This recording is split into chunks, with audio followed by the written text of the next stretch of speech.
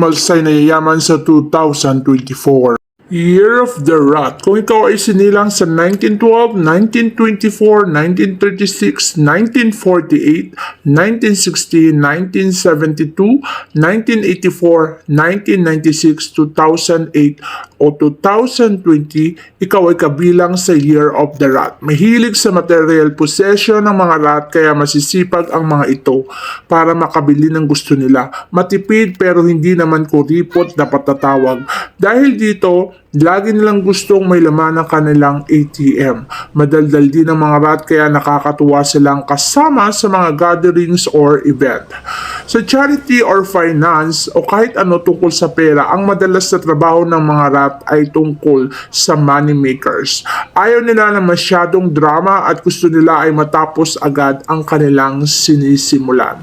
Pagdating sa pag-ibig, dahil sa kanilang charm and attraction for the opposite sex, walang pinipiling sign, compatibility ang mga rat. Kahit kanino ay madali silang makadevelop ng feelings dahil madalas silang ma-obsess or magka-crush. Mabilis silang ma-inlove at mabilis ding malungkot pag nagkakaproblema sa isang relasyon. Kaya naman ang Year of the Rat ay taon ng 2024. Iibig pero may good luck na darating.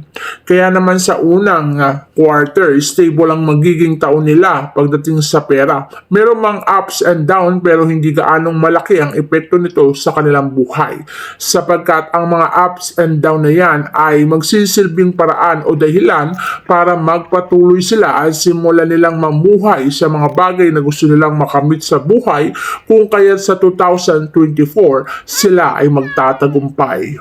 Year of the Ox. Kung ikaw naman ay isinilang noong 1913, 1925, 1937, 1949, 1961, 1973, 1985, 1997, 2009, and 2021, ikaw ay nabibilang sa Year of the Ox. Believe sa sarili ang unang mapapansin mo sa Year of the Ox. Kaya naman akala ng iba ay mayayabang ang mga ito. Sa totoo lang ay natural lang ang ganitong ugali dahil mataas ang confidence level nila. Madaling magalit at magpagtanim ng inis pero kapag nagpatawad ay totoong forgiveness ang kanilang binibigay. Sa karir, ang kadalasan na trabaho nila ay doktor, lawyer o kaya naman teacher, author, social worker o kaya naman editor, government office, policeman. Ang mga gustong profesyon ng mga ox dahil na rin sa pagiging mautos nila o feeling boss. Effective silang magsalita kaya naman marami ang nakikinig sa kanila at naiintindihan ang gusto nilang iparating. Pagdating sa pag-ibig, mahilig sila sa long-term relationship. Ang mga ox, hindi sila makikitang nag-fling, gusto nila ay seryoso.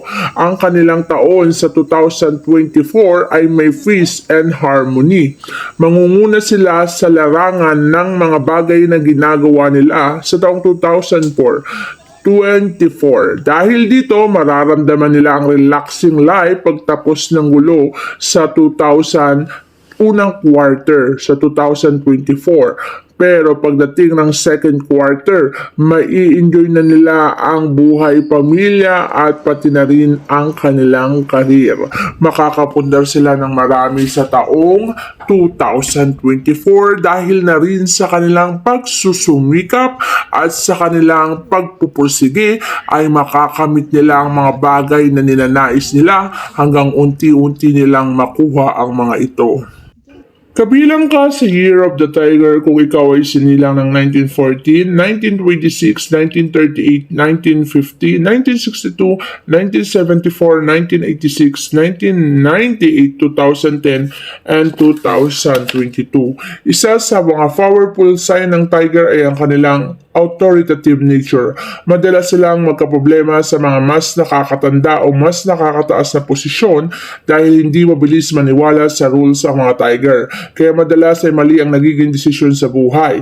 Ngunit sa pagkakataon na to, ang 2024 ay mapagdidesisyon na nila na maganda, kaya ang pasok ng taong 2024 ay maganda rin sa buhay nila.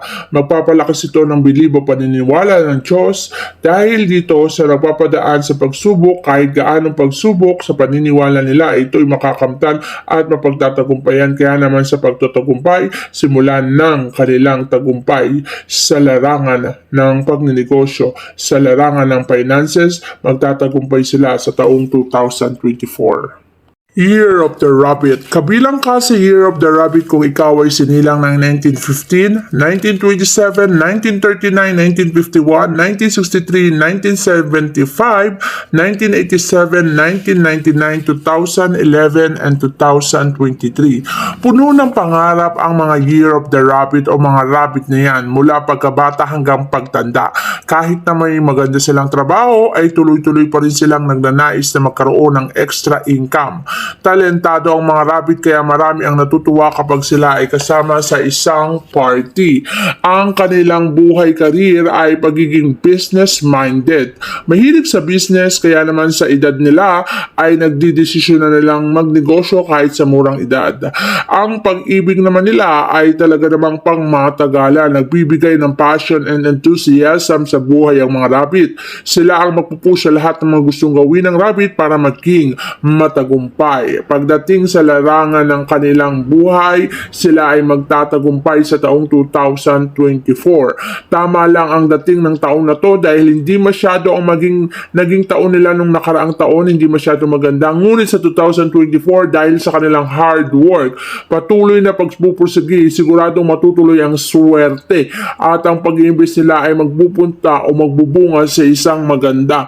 Magpapatuloy sila sa pagsusumikap hanggang makamtan nila ang kanilang mga nais o pinapangarap sa buhay. Sila ay magtatagumpay sa taon na to sapagkat ang pagpupursige nila ay magkakaroon ng isang magandang bunga.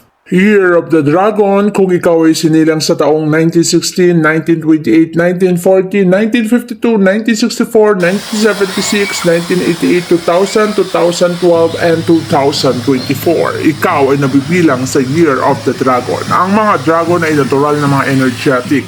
Pag napagod ay madaling uminit ang mga ulo kaya madalas ay may nakakatalo. Pero maayos naman din naman nilang nagagawa ang kanilang mga bagay-bagay na gustong gawin. May pagka-sensitive ngunit matagumpay naman nila itong mapagtatagumpayan. Pagdating sa career, creativity and thinking, panlaban ng mga dragon dahil malakas ang utak nila sa brainstorming.